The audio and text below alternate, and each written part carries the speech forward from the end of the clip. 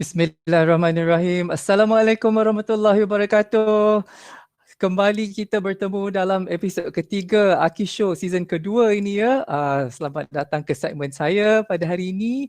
Seperti biasa, nama saya Fairuz ya, tapi biasa dipanggil Abang Yus. Saya akan bercerita berkenaan dengan bab-bab pemakanan sihat dan gaya hidup sihat. Tapi hari ini kita akan berbincang dengan mengenai satu perkara yang sangat praktikal untuk kita boleh amalkan. Tapi sebelum tu, saya nak recap balik apa yang kita bincang last week. Ingat tak pada anda yang menonton episod minggu lepas, cabaran kami kepada anda untuk meninggalkan minuman bergula dan hanya minum air kosong ataupun kopi kosong ataupun teh kosong. Anda cuba atau tidak? Kalau cuba, kongsikan pengalaman anda ya di dalam komen di bawah. Kami interested nak tahu pengalaman anda untuk dalam waktu seminggu ini meninggalkan makanan bergula.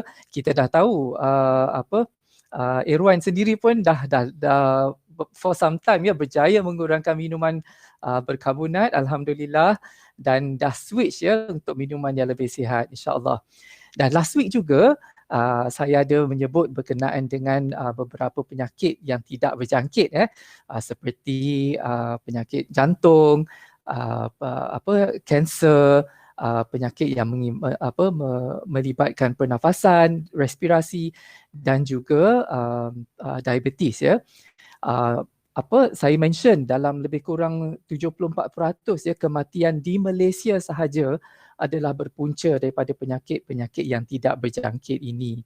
Okey, dan selain daripada itu, saya juga mention berkenaan dengan faktor ya, ada 4 faktor yang contribute towards orang develop penyakit yang tidak berjangkit ini.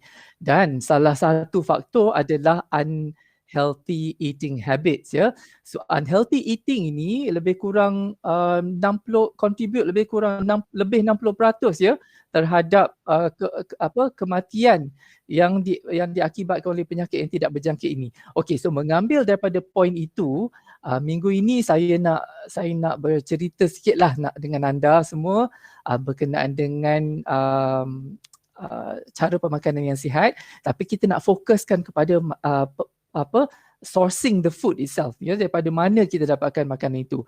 Jadi selalunya kita akan membeli makanan di kedai lah ya, di pasaraya ataupun di pasar. Jadi hari ini saya nak bercerita berkenaan membeli makanan sihat di pasaraya ataupun supermarket. Saya ada 7 tips ya yang boleh dikongsikan dengan anda semua. Tips yang pertama adalah anda mesti merancang pembelian anda. Ya, kita tak boleh macam nak pergi supermarket suka-suka je, tambah-tambah lagi dalam keadaan sekarang. Sebab dalam keadaan sekarang ini kita nak kena limit kita punya exposure. Tak boleh nak keluar-keluar selalu.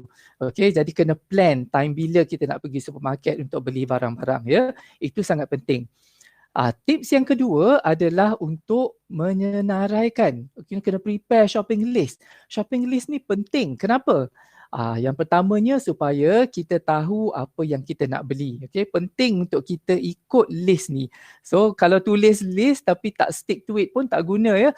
So bila dah tulis list tu kena ikut. Okay, satu, kita nak make sure kita tahu apa yang kita nak beli. Yang kedua, untuk mengelakkan daripada kita membeli barang-barang yang kita tidak perlu. Okay, selalunya itu yang terjadi di supermarket. Kalau pergi dengan tanpa tujuan yang spesifik, nanti macam-macam yang kita beli ya. Dan yang ketiga adalah untuk budgeting purposes. Okay, so zaman sekarang ni dalam keadaan ni macam ni, ramai daripada kita kena berjimat-cemat.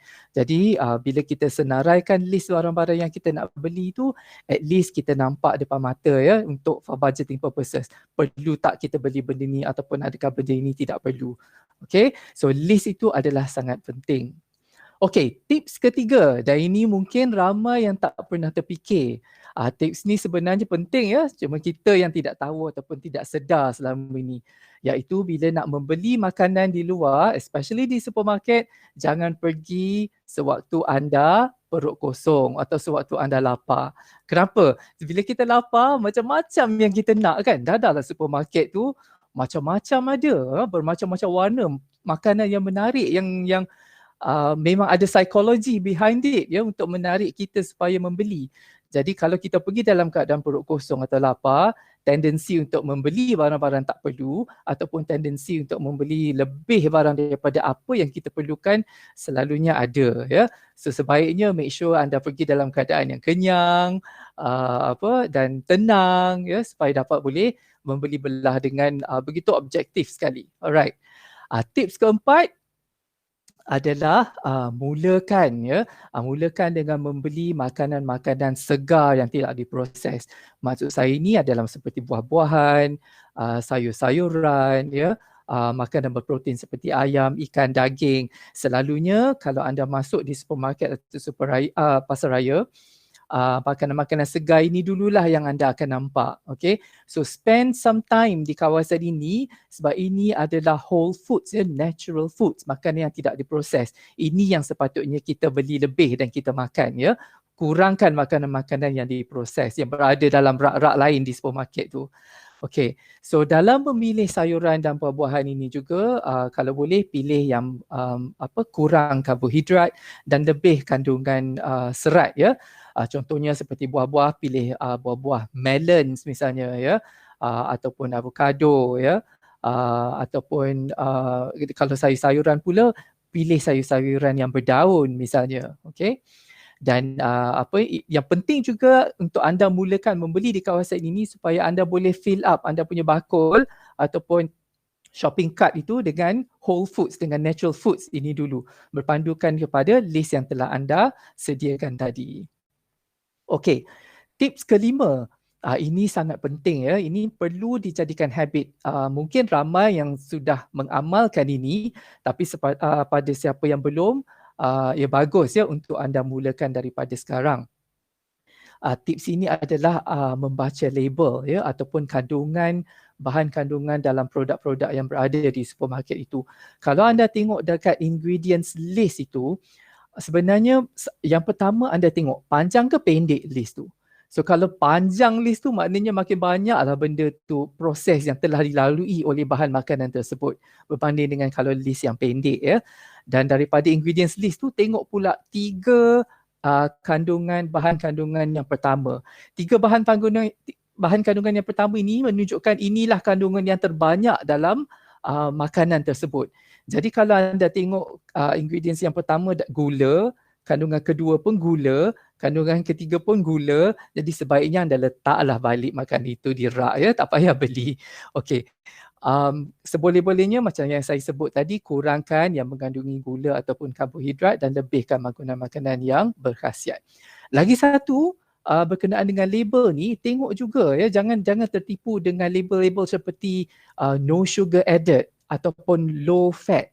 Sebab kalau no sugar added ni kadang-kadang natural sugar dalam situ dah banyak sebenarnya. Jadi tak memerlukan lagi untuk penambahan gula. Contoh adalah seperti minuman buah-buahan, ya, jus buah-buahan yang telah dipackkan itu. Banyak yang kita tengok sekarang no sugar added.